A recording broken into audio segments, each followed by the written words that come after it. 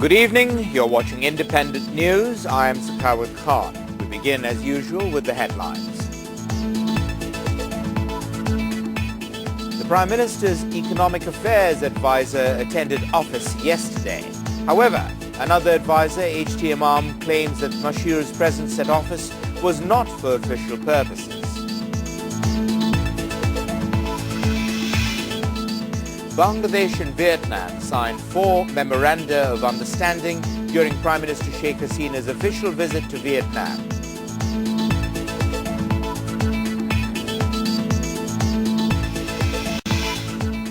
In a major shake-up in the police administration, the government has transferred 51 senior police officers, including DIGs, additional DIGs and superintendents of police.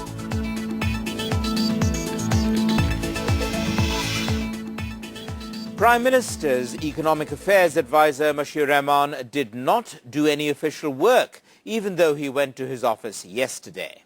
The Prime Minister's Public Administration Affairs advisor HT Imam claimed that the World Bank's conditions were not violated because MASHIUR did not do any official work.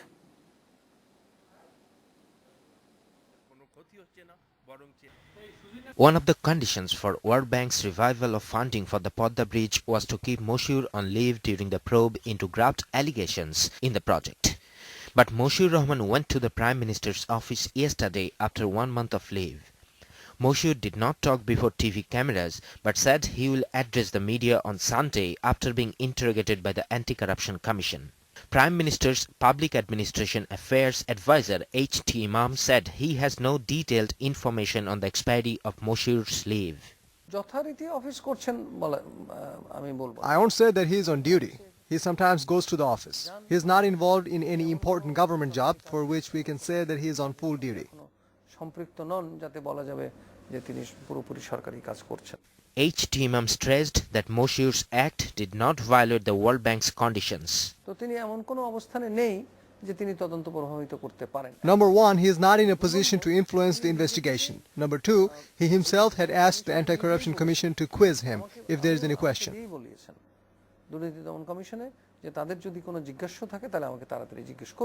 HT Imam added the World Bank's allegations against MASHIUR Rahman are baseless and that he should not resign over it. Bangladesh and Vietnam have signed an agreement on establishing a business council and 3 memoranda of understanding on the cooperation in the fields of agriculture, fisheries and trade. The MOUs were signed in the presence of Prime Minister Sheikh Hasina and her Vietnamese counterpart Nguyen Tan Dung at the latter's office in Hanoi today. Later, at a press briefing, both the Prime Ministers hoped that the MOUs would provide an important foundation to promote cooperation between the two states. Sheikh Hasina is presently in the capital of Vietnam on her way to Laos to attend a 48-nation forum summit. Hasina was scheduled to meet Vietnamese leaders, including the President and the Communist Party chief, later in the day. She will also attend a Vietnam-Bangladeshi business forum before wrapping up her 3-day visit on Sunday.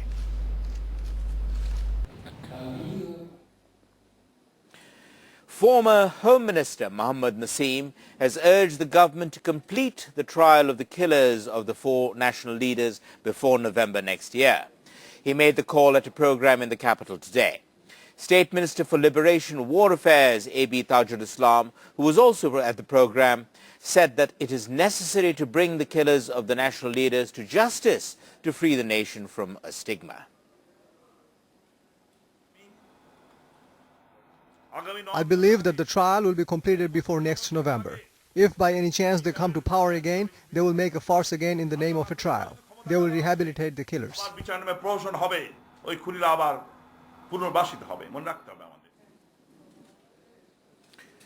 BNP leader Maudud Ahmed has said KHALEDA Zia's visit to India will have a positive impact on relations between Bangladesh and India. Awami League leader Mohammad Naseem, however, said it is not possible for the BNP to have good relations with India because the party thrives on anti-India sentiment.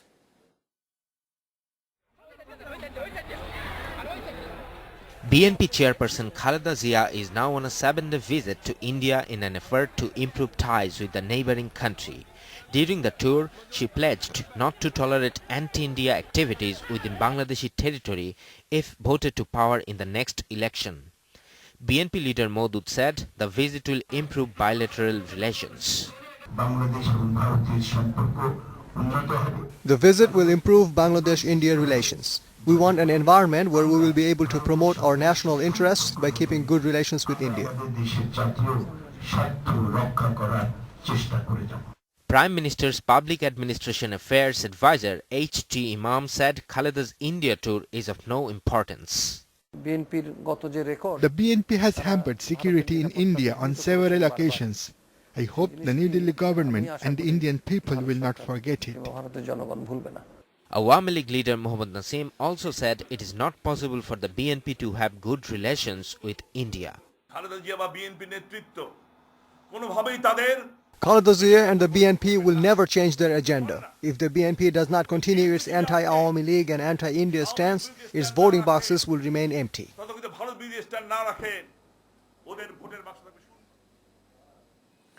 Meanwhile, the main opposition BNP has indicated that it will not take part in the Election Commission's dialogue with political parties.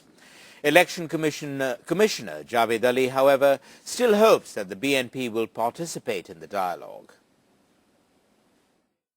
The Election Commission has announced a roadmap to the next general election. As part of its plan, the EC will hold dialogues with political parties as well as with people from various levels of the society. The EC dialogue with political parties are scheduled to begin from the third week of November. The main opposition BNP had expressed dissatisfaction with the current Election Commission on many instances. The BNP says that it won't take part in the EC dialogue. The Election Commission through its activities has so far not been able to convince the people that the Commission is an impartial and capable organization. Election Commissioner Javed Ali, however, dismissed the BNP's claims and said that the EC is fully independent. He said that the dialogue will become more meaningful if the BNP takes part in it. We work independently and according to our own knowledge and judgment. We hope that even in the future we will not be dictated to by anyone.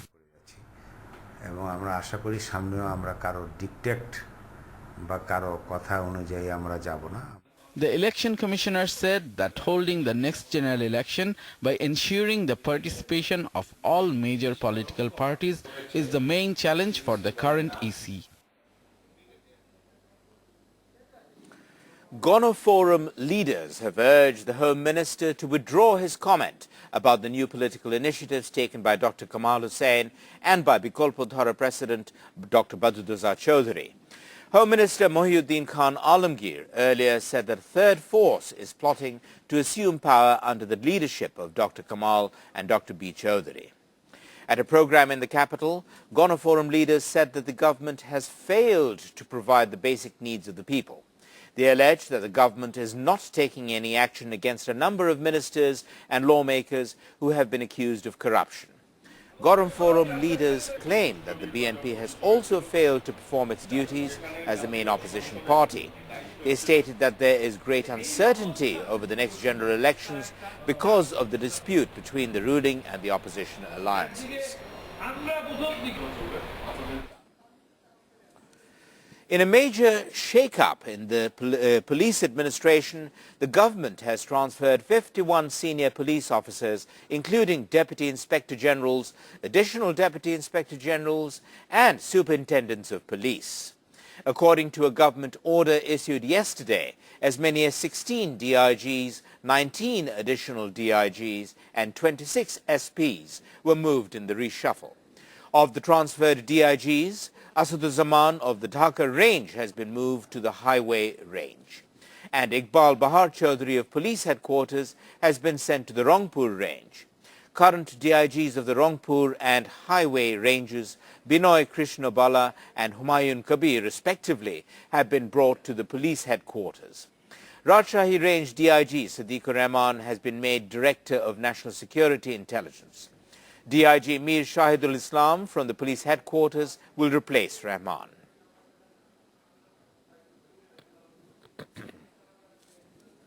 It's time for a short break now, but here's what's coming up after the break.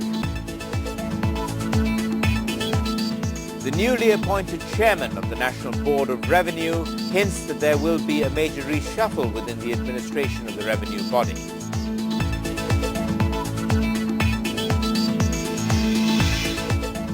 Rizwan Firdaus, a U.S. citizen by birth, has been jailed for plotting an attack on the Pentagon and the U.S. Capitol.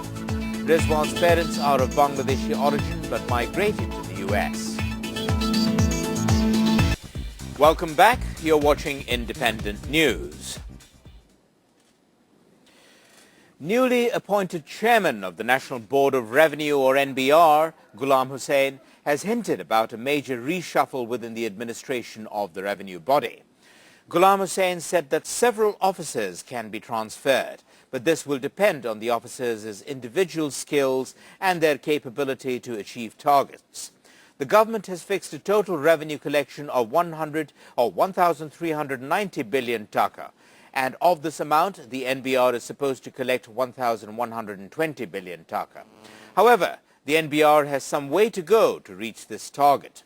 Under the circumstances, the new NBR chairman emphasized the necessity of increasing tax collection. He wants a reshuffle in the NBR administration to expand tax collection.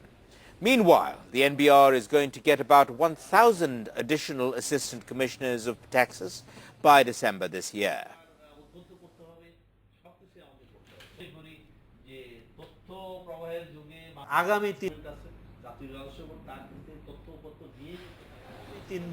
I have heard allegations that many officers are absent for hours in the name of a lunch break.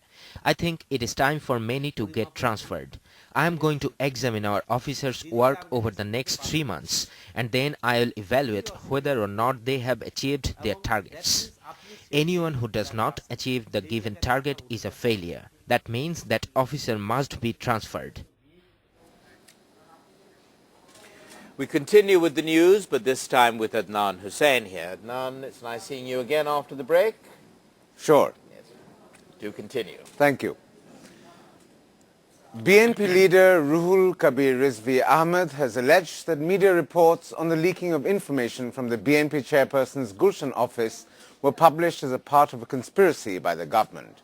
He made the allegation at a press briefing in the capital today. Rizvi said that no staff at the party's chief Gulshan office has leaked information. The BNP leader alleged that the government has made up the news as part of a conspiracy against the main opposition.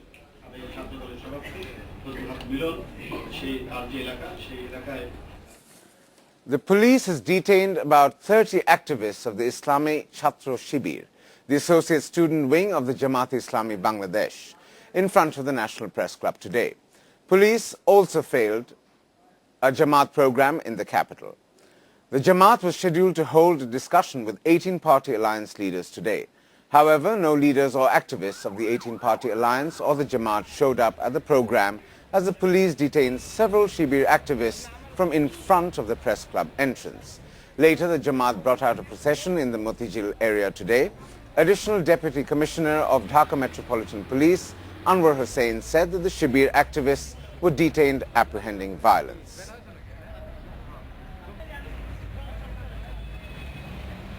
We considered public interest, and we also have intelligence report that a political party arranged a program here. Last time the political party organized a program at the press club and started vandalizing the premises. There was concern that the incident might be repeated. That's why we detained some people as a preemptive measure. People are returning to the capital after the long Eid holidays. Shodorghat launch terminal was crowded today with people returning by boat. Passengers said that they did not face the usual hassles they have during the return journey this year. It's 4 o'clock in the morning.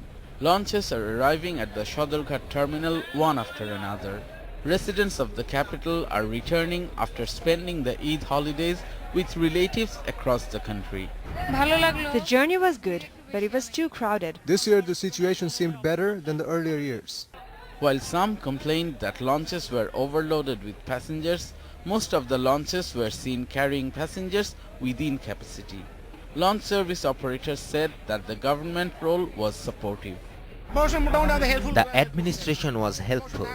They cooperated at the Dhaka and the Borishal terminals. The answer members on board were also cooperative. After reaching the terminal, most passengers faced an ordeal traveling from Shodorghat to Gulistan. Traffic congestion and shortage of vehicles made the last part of their journey difficult.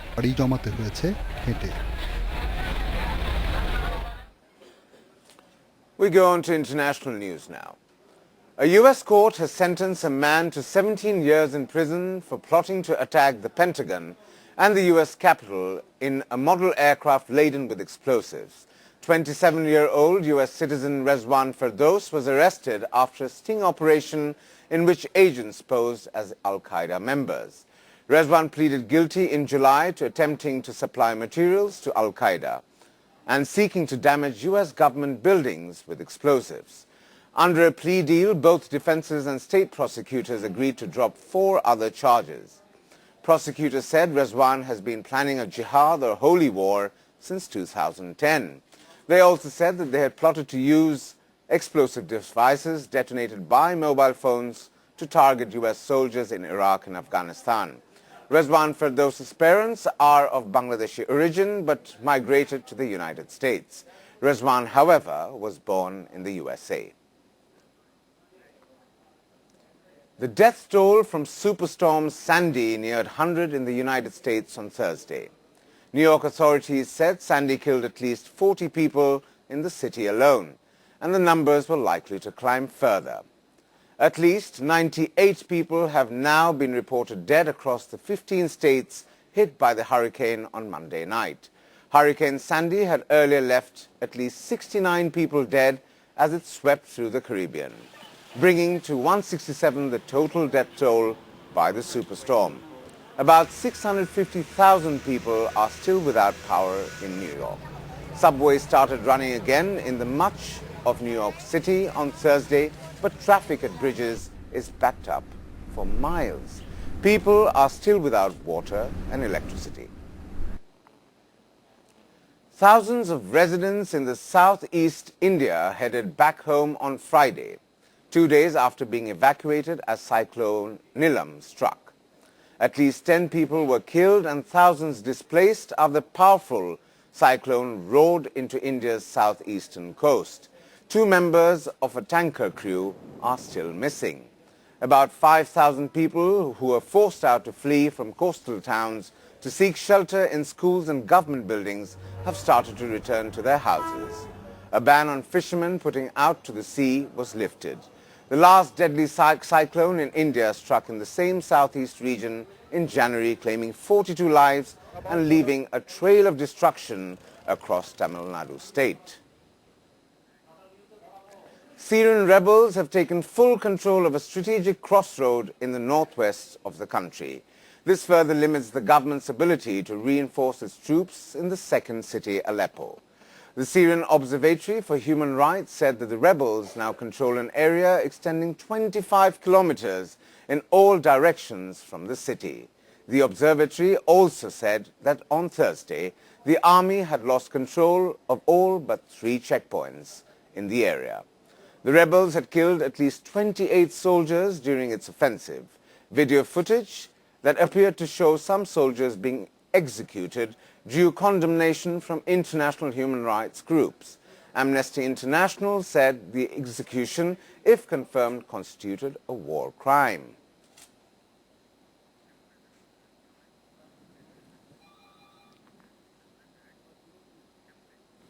That's all from me. Do you have anything to add, Sakal? No, I think that's all we have time for today, Adnan. Let's continue.